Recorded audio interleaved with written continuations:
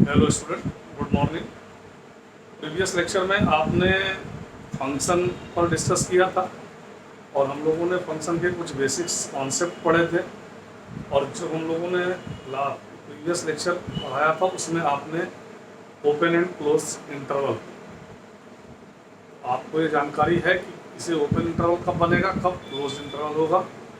आज हम लोग वेवी कर्व मेथड, तो सबसे पहले हमें ये सीखना है कि वेवी कर्व मेथड का हम यूज कहाँ करेंगे। ये हमें कैसे पता चलेगा कि इस क्वेश्चंस में हमें वेवी कर्व मेथड का यूज करना है।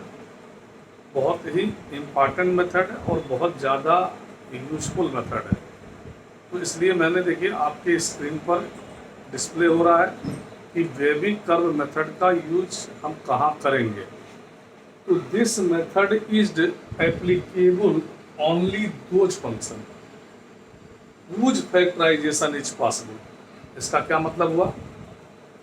यह मेथड जो वेवी कर्व मेथड है ये वहाँ पर यूज होगा जहाँ पर आपको लगता है कि हम इसको फैक्टर कर सकते हैं, उस फंक्शन को गुणनखंड कर सकते हैं। तो आप जानते हैं कि अगर द्विघात समीकरण है और गुणनखंड हो सकता है तो वहाँ पर हम वेवी कर्व मेथड का यूज कर लेंगे। या एक्स क्यूब में इक्वेशन है जिसमें आप रिमाइंडर थ्योरम से 9-10 में आपने पढ़ा है फैक्टराइजेशन। तो अगर कोई फंक्शन ऐसा है, कोई पॉलिनोमियल ऐसा है जिसको आप फैक्टराइज कर ले रहे हैं तो वहाँ हम इस मेथड का यूज करते हैं। एक देखिए मैंने लिखा x cube minus 6x² plus 11x minus 6। ये बहुत ही इम्पॉर्टेंट है, ये कंपटीशन में भी कई बार पूछा गया है। तो मैं तो आपसे ये कहूँगा कि अगर आपको याद कर ले तो बहुत अच्छी बात है कि इसका फैक्टर x-1 एक ब्रैकेट में, दूसरे ब्रैकेट में x-2 और तीसरे ब्रैकेट में x-3 होता है। और अगर किसी स्टूडेंट को लगता है कि ये फैक्टर कैसे होता है तो आप रिप्लाई देंगे तो मैं इसका फैक्टर भी रिमाइंडर थ्योरम से कर दूंगा। वैसे आप चाहें तो इसको फैक्टराइज कर सकते हैं। और देखिए इसका फैक्टर पॉसिबल है तो यानी इसमें हम वेवी कर्व मेथड का यूज कर सकते हैं। तो वेवी कर्व मेथड का यूज कैसे करते हैं उसके कुछ रूल्स हैं।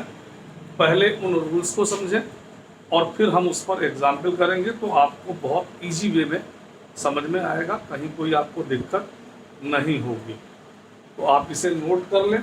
इसके बाद हम आपको वेवी कर्व मेथड को सॉल्व करने का कुछ रूल्स है, उन रूल्स को पहले लिखाते हैं फिर उस पर एग्जाम्पल देते हैं।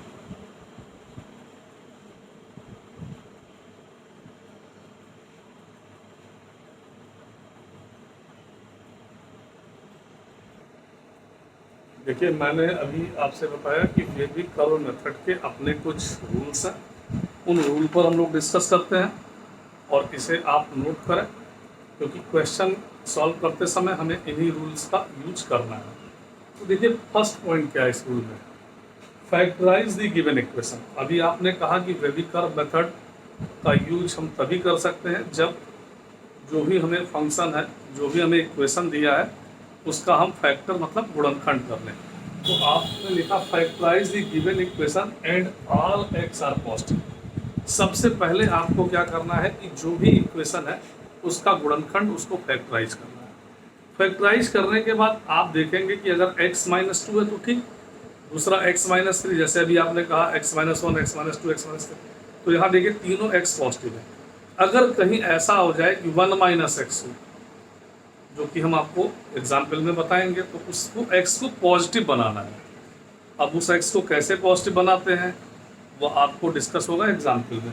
तो x आर पॉजिटिव, ये ध्यान रखेंगे। पहले फंक्शन को फैक्टराइज करेंगे, उसका गुणनखंड करेंगे, फिर हम देखेंगे जो हमारे गुणनखंड आए उसमें x कैसा है।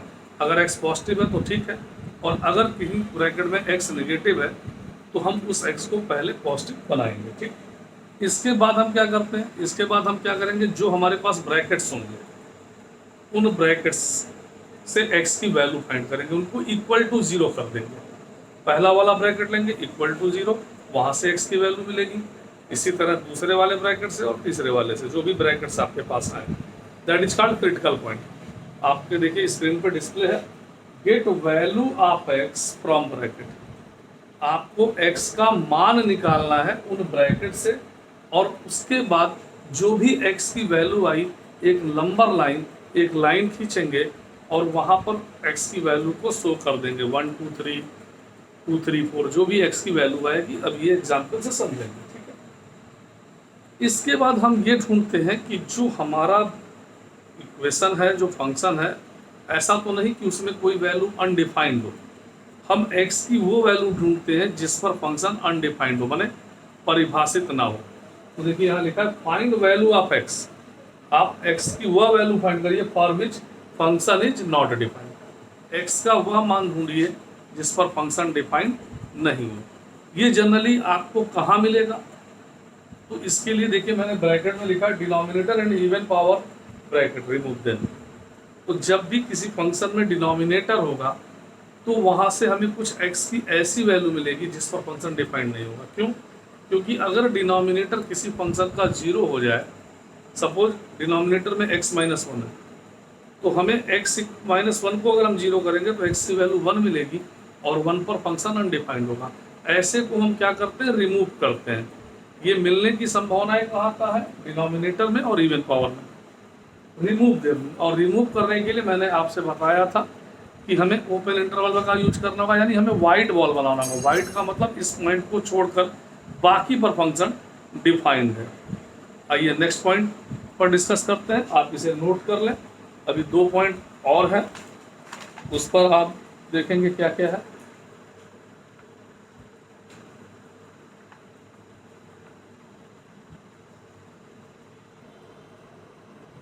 देखिए हम लोगों ने थर्ड पॉइंट, फर्स्ट पॉइंट सबसे पहले रीड किया कि फैक्टराइज करना है, उसके बाद उन x को पॉजिटिव बनाना है। x को पॉजिटिव बनाने के बाद हम लोगों ने सेकंड पॉइंट किया कि we get value of x from bracket. हम लोग ब्रैकेट से x की वैल्यू फाइंड आउट करेंगे और उसे नंबर लाइन पे रिप्रेजेंट करेंगे। थर्ड पॉइंट हमने ये बताया कि उस x की वैल्यू वो ढूंढिए जिस पर फंक्शन अनडिफाइंड है। जनरली वो डिनोमिनेटर या इवन पावर ऑफ x पर मिलता है, जिसे हमें रिमूव करना है। आइए 4 पॉइंट में देखिए क्या है। Put the sign to right most side. सबसे पहले हम राइट मोस्ट साइड में साइन लगाएंगे, then change of sign for odd power brackets only. Number system में जब हम वैल्यू लिख लेंगे तो सबसे राइट हैंड साइड जाएंगे और हमें एक साइन लगाना है। वो साइन कौन सा लगाना है? तो अगर ग्रेटर देन है या ग्रेटर देन इक्वल है तो हमें पॉजिटिव साइन लगाना है, और लेस या लेस देन है तो नेगेटिव साइन लगाना है। उसके बाद साइन लगाने के बाद हम ऑड पावर के ब्रैकेट से, जहाँ से हमें x की जो वैल्यू मिलती है, अगर ऑड पावर ब्रैकेट से x की वैल्यू मिल रही है तो साइन चेंज हो जाएगा। जैसे हमने राइट साइड में प्लस लगाया और हम लोगों को वैल्यू मिली ऑड साइड से, अगर ऑड पावर से, तो हमारा प्लस का माइनस होगा। फिर सेकंड वैल्यू भी हमें क्या कहते हैं, ऑड पावर से मिली है तो प्लस होगा। माने अगर कहने का ये मतलब ऑड पावर से अगर वैल्यू मिल रही है तो साइन में चेंजिंग होगी, और इवन पावर से अगर ब्रैकेट मिल रही है तो नो चेंज। इसलिए लिखा नहीं गया, क्योंकि लिखा ये गया है केवल चेंज जहाँ होगा वो लिख दिया गया है। अगर इवन पावर से मिलेगा तो कोई चेंज नहीं होगा। तो आप इसे नोट करें, इस पर एक एग्जाम्पल देखेंगे तो मे बी आपको और क्लियर समझ में आएगा। परेशान होने की नहीं ज़रूरत है, सीखने की ज़रूरत है, और आपको अभी आ जाएगा। इसे आप नोट करें।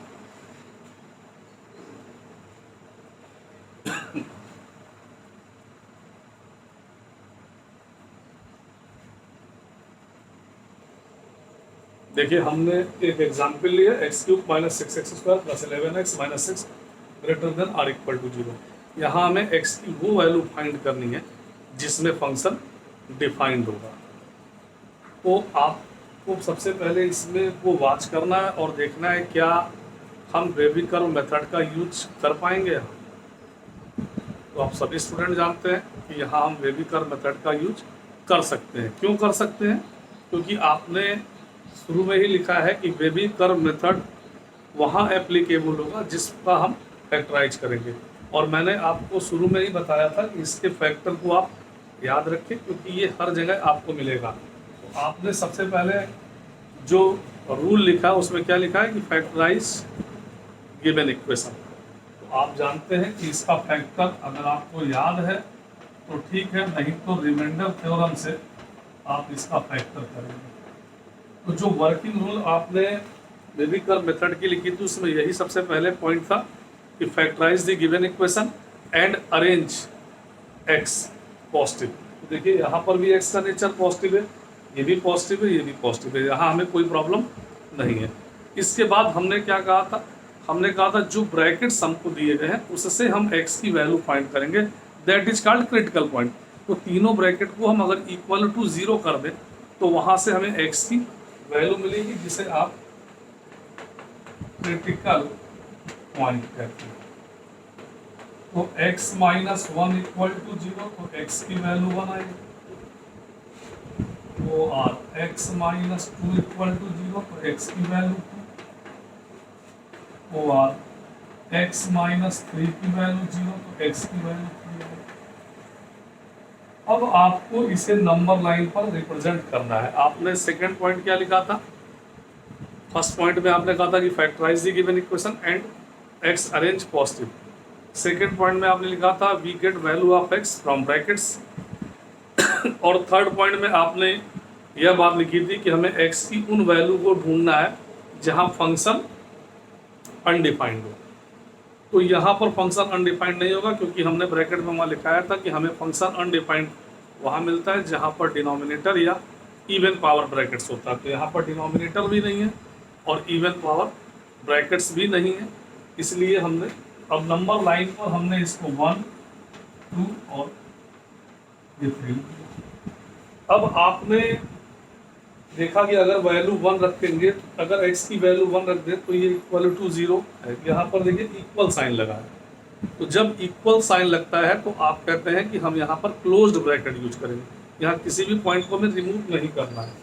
तो इसलिए हमने ये ब्लैक बॉल, ये भी ब्लैक बॉल और ये भी ब्लैक बॉल, इधर आप जानते हैं प्लस इनफाइनाइट और इधर माइनस इनफाइनाइट। अब देखिए मैंने जो फोर्थ पॉइंट लिखाया था कि put the sign right most side, तो अब यहाँ पर हमें एक साइन का यूज करना है। अब वो साइन पॉजिटिव होगा कि नेगेटिव, ये इस बात पर डिपेंड करता है। आपने 5 पॉइंट पे लिखा है कि अगर greater than or greater than equal to 0 है तो आपको राइट हैंड साइड में पॉजिटिव साइन लगाना है।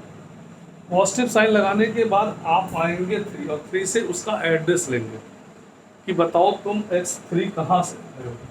तो जब हमने 3 से ये पूछा कि आप x3 की वैल्यू कहाँ से आई है, तो 3 की वैल्यू इस ब्रैकेट से आई है और इस ब्रैकेट पर पावर कैसा है, ऑड। तो आपने लिखा है कि अपने रूल्स में देखा है कि अगर पावर ऑड है तो साइन चेंज होगा। तो अगर पावर ऑड है तो हम पहले से प्लस लिखें, तो अब यहाँ क्या हो जाएगा, माइनस होगा। फिर हम आएंगे 2 और 2 से उसका एड्रेस पूछेंगे, ये बताओ भाई तुम कहाँ से आ रहे हो। तो ये बताएगा कि मैं तो x माइनस 2 के ब्रैकेट से मिला हूँ।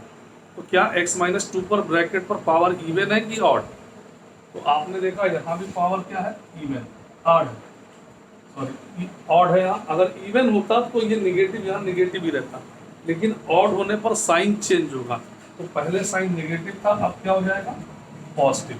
फिर इसी तरह हमने 1 का एड्रेस लिया, तो 1 ने बताया कि हम x माइनस 1 के ब्रैकेट से आ रहे हैं।